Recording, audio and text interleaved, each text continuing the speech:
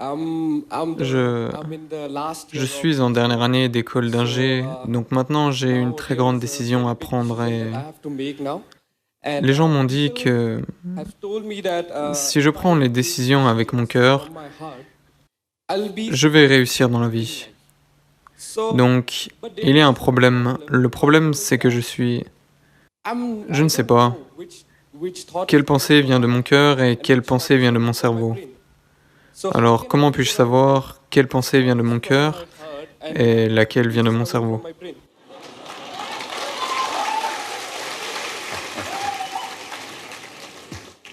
Le cœur ne fait que deux sons, lub-dub.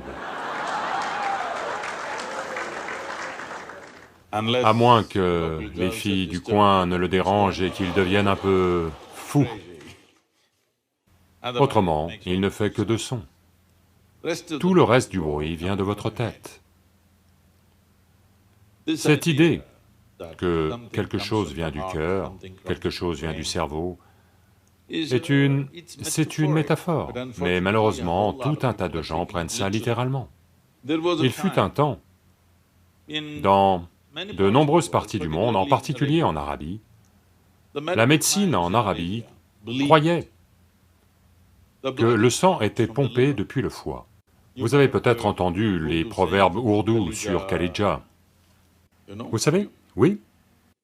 Parce que ils croyaient que le sang est pompé par le foie, parce que le foie est un organe bien plus compliqué que le cœur. Le cœur est une simple pompe.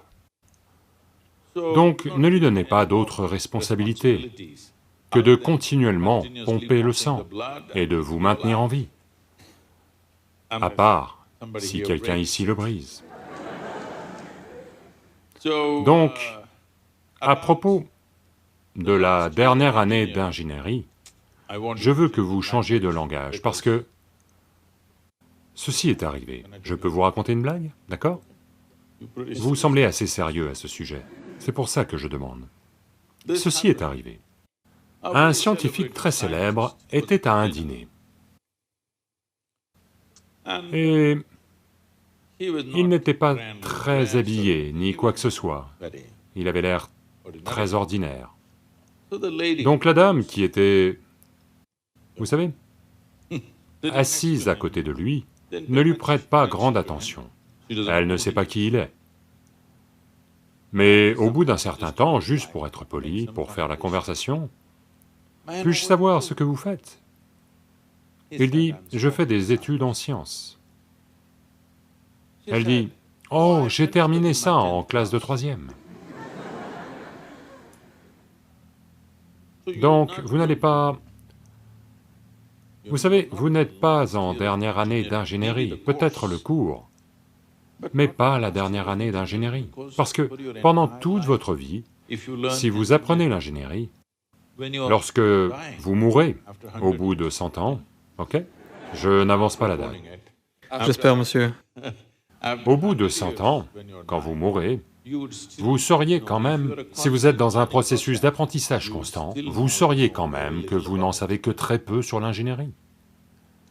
Avec ce peu, beaucoup de choses ont lieu, c'est différent. Donc, ne soyez pas dans votre dernière année d'ingénierie. Je sais que le programme se termine, mais pas la dernière année d'ingénierie, d'accord? Donc, ingénierie. Essentiellement, ingénierie signifie avoir les choses comme nous les voulons. Oui? Quand nous disons que ce bâtiment est bien conçu, je ne dis pas ça. Si on dit que ce bâtiment est bien conçu, ou qu'une automobile est bien conçue, ce que ça veut dire, c'est que il fonctionne comme on le veut. Oui? Parmi toutes les œuvres d'ingénierie sur cette planète, les nombreuses œuvres d'ingénierie, un arbre est un travail d'ingénierie fantastique, même une montagne est un travail d'ingénierie fantastique, parce qu'elle est là depuis 1 million d'années, c'est-à-dire qu'elle doit être bien conçue, n'est-ce pas? Oui? Quelque chose qui se tient là depuis 1 million d'années doit être bien conçu. De tout cela, l'œuvre d'ingénierie la plus sophistiquée est le mécanisme humain. N'est-ce pas? Allô? La plus sophistiquée. de toutes les œuvres d'ingénierie. Maintenant, comme c'est une œuvre d'ingénierie sophistiquée, elle a besoin d'un certain niveau d'attention. Autrement, vous ne la comprenez pas. Maintenant qu'on vous a donné une si haute, vous savez, une œuvre d'ingénierie si high-tech, je vous le demande, avez-vous lu le manuel d'utilisateur? Je pense qu'il n'y a pas de manuel d'utilisateur aussi. Comment peuvent-ils faire un travail d'ingénierie aussi fantastique sans un manuel d'utilisateur? Peut-être qu'ils n'arrivent pas sous forme d'un livret attaché à votre cou à votre naissance. Mais les indications doivent être là, n'est-ce pas? Comment l'utiliser? Est-il vrai que quelqu'un qui est un athlète ou un gymnaste ou quelqu'un comme ça apprend à utiliser son corps bien plus que tout un tas de gens? Oui, de toute évidence, au moins un aspect, la conception physique du corps, il semble avoir lu le manuel d'utilisateur sur les aspects physiques. Est-il vrai que certaines personnes sont en mesure d'utiliser leur mental mieux que d'autres? Peut-être ont-elles lu une autre partie du mode d'emploi. Donc, maintenant, avec ce manuel du cœur et le manuel du cerveau, voyez, le problème, c'est que la plupart des gens ont des préjugés contre le cerveau. C'est une question qu'on me pose toujours. « Sadhguru, je veux méditer, mais des pensées me viennent. » La question commune, partout. Je leur demande, « Voyez, je vais vous faire méditer. On va arrêter le foie, on va arrêter les reins, on va arrêter le cœur, on va tout arrêter. D'accord? Ah, non, Sadhguru. Donc, vous voulez que le foie fonctionne lorsque vous méditez. Vous voulez que les reins fonctionnent. Vous voulez même que la rate fonctionne, vous voulez que le cœur fonctionne, mais vous ne voulez pas que votre cerveau fonctionne pour une raison ou pour une autre. C'est simplement parce que le cerveau est un nouvel équipement que vous avez obtenu dans le processus évolutif. Ce niveau de développement cérébral a eu lieu plus récemment, comparé aux autres systèmes. Si vous coupez en deux n'importe quel mammifère, ils ont tous toutes ces parties, n'est-ce pas? Chaque partie que vous avez ici, tous les ont. Même si vous ouvrez une grenouille, la plupart d'entre vous, vous êtes le département biologie? Même si vous ouvrez une grenouille, presque tout ce que vous avez, elle l'a aussi, n'est-ce pas?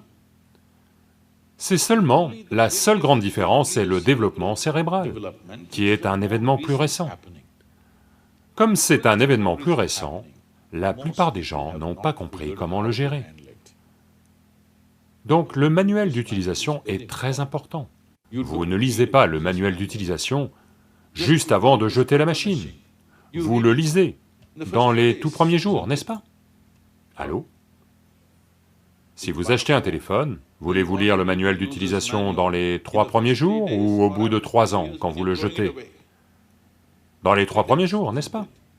Donc, savoir comment celui-ci fonctionne est très important. Jamais le cœur n'a généré de pensée ou d'intention. D'accord, en regardant la jeune fille, le cœur bat davantage, ça ne veut pas dire qu'il dit quoi que ce soit, il essaie juste de compenser les autres niveaux d'excitation qui ont lieu.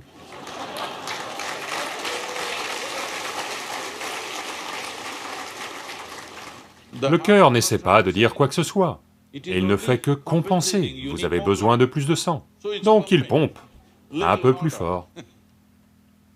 Cela aura lieu même si vous montez l'escalier en courant. Oui.